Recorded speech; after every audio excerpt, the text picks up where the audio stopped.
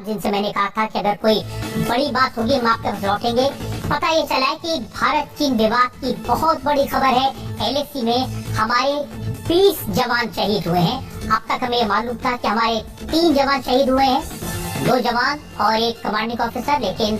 अभी ताज़ा खबर ये है कि भारत चीन के इस सड़क में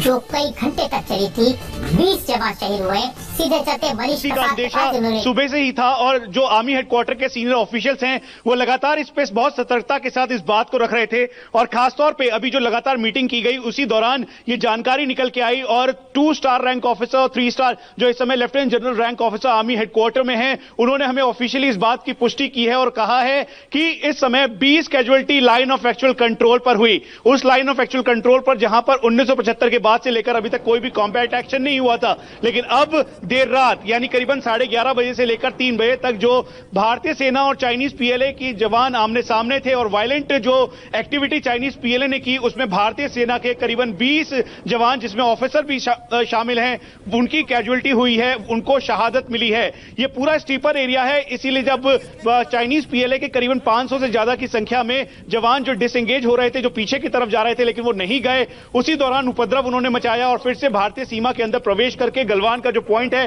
पेट्रोलिंग पॉइंट 14 की तरफ अंदर आने के बाद उन्होंने उपद्रव बहुत तेज किया और फिर इसी धक्का मुक्की और लड़ाई झगड़े में जो अपने साथ वो पूरे सोचे समझे तरीके से रॉड, सीमेंटेड रॉड, साथ में नुकीले कांटे लगे हुए रॉड, पत्थर, ये सब लेकर आए और उन्होंने उपद्रव मचाना शुरू किया। और इस वायलेंट एग्रेसिव जो धक्का मुक्की हुई चाइनीज PLA के द्वारा, उसमें भारतीय सेना के ऑफिसर समेत करीबन 20 जो हैं वो जवान शहीद हुए हैं। ये अभी तक की सबसे बड़ी खबर है। इसी को देखते हुए जो लगातार मैराथन बैठक का दौर जो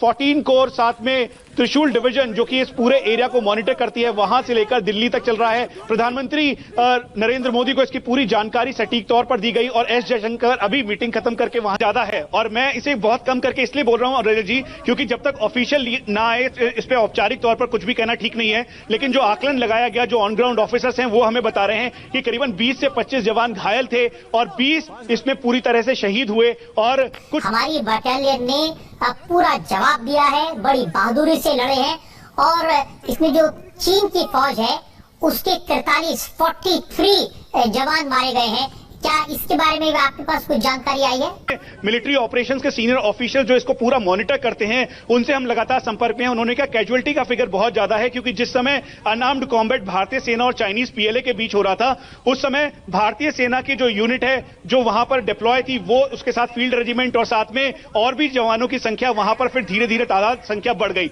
और अनआर्म्ड कॉम्बैट में चाइनीज PLA को बिल्कुल मुंह की खानी पड़ी और यही वजह थी कि उनकी इंजरीज और कैजुअलिटी फिगर भी काफी ज्यादा है। लेकिन औपचारिक तौर पर जो आंकड़े अभी तक बताए गए हैं वो जो अनुमान ये लगाया गया भारतीय सेना के द्वारा कि ये आंकड़े उनकी तरफ भी बहुत ज्यादा हैं, लेकिन 43 हैं या फिर उससे ज्यादा हैं, ये कहना अभी बहुत जल्दबाजी होगा जी। लेकिन ये बता दें कि चाइनीज कैजुअलिटी